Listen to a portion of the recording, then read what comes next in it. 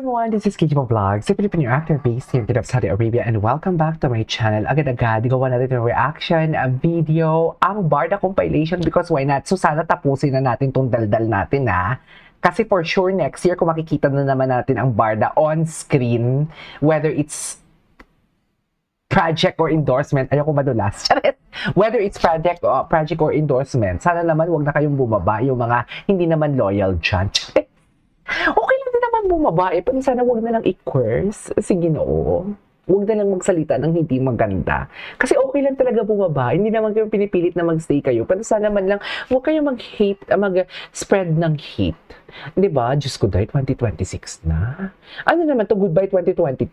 2025 na. Anyways, without further ado, let's start this reaction video. Okay. Goodbye 2025. This is the David V. Caps. Dami niyong project. Daming project ni David. I'm so proud of Ginoo. That's life, life. Okay.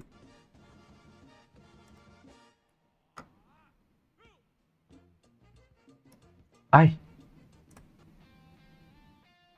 hello. Saan to? Gwapo naman ang Ginoo namin. Na para bang? Di ba? Ang gwapo niya talaga. Baby talaga siya umarte.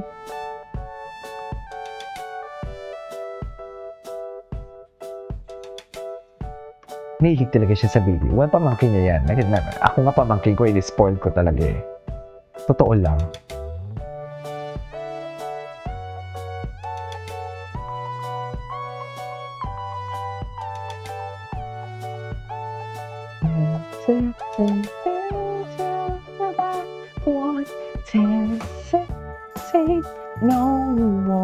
No more, it cannot wait.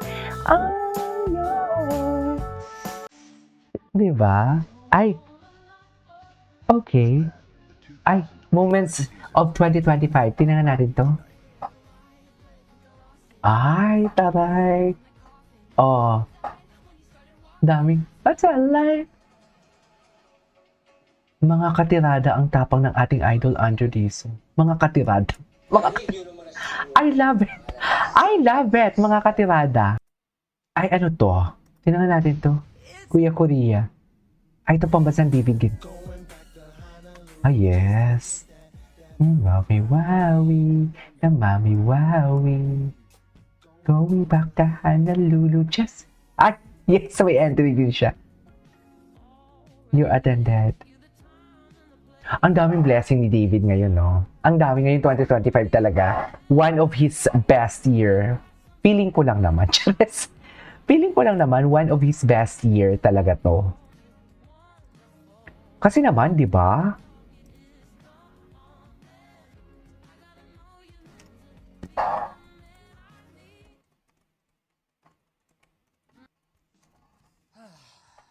So, just finished the workout, and now it's time for my post-workout. Tara! Okay, so after workout, I make sure to rehydrate, and of course, drink my favorite Glutalipo Red Ice. Glutalipo.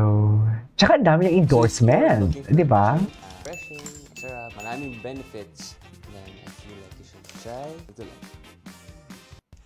Dito na kayo mag-dine in for the holiday season dahil yung mga bago nila kailangan yung matry itong inasal, favorite Oh my ko. God, gusto ko yan. Eto. Panoorin natin to. Dito pala magtataka na kayo eh. Bakit biglang walang pansinan? Bakit biglang ganito, ganyan? Di ba? Dalawa lang yan eh. It's either may misunderstanding sila ni Barbie or utos ng management. Pero mas doon ako sa utos ng management. Pero kung kung misunderstanding mo nila ni Barbie, bakit may misunderstanding sila? Because ganun nakalalim talaga ang kanilang pagsasamahan at hindi sila makapag-usap.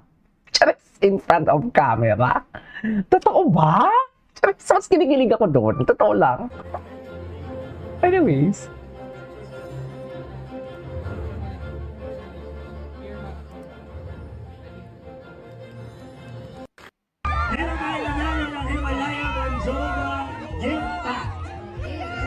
Ay, 4018. 25551 556 si David. Ito pala yung mga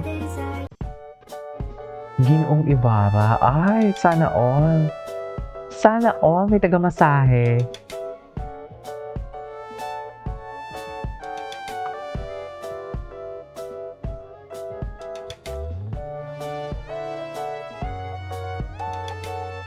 Okay.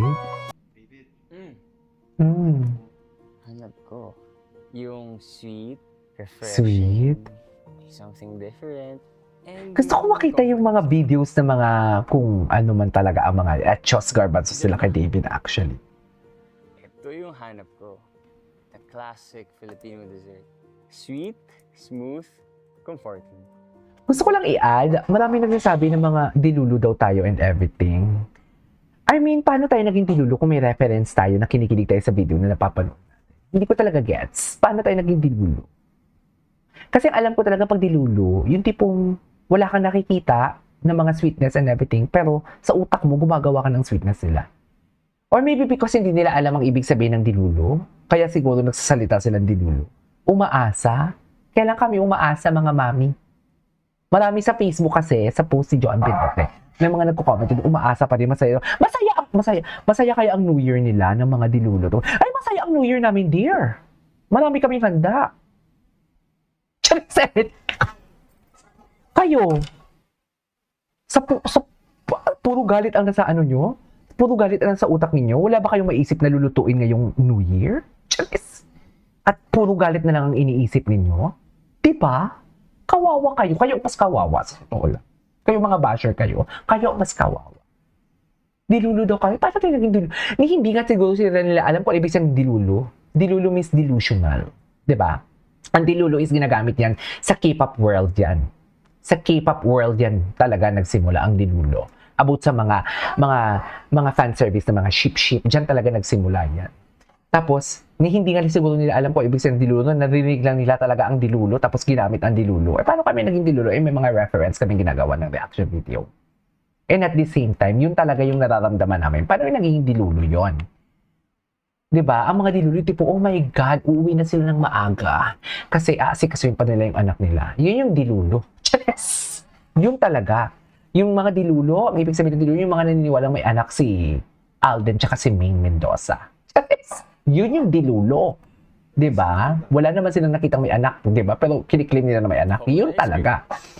Yun talaga, dilulo yun, me. Diba?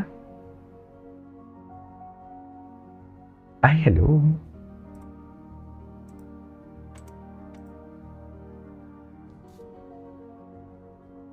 Kaya ba talaga dapat, ma'am? Cheers! Napanood na natin to eh. Anyways, puputuloy ko muna. Tuloy natin sa next reaction video natin. This is K-pop Vlogs and see you on my next vlog. Bye!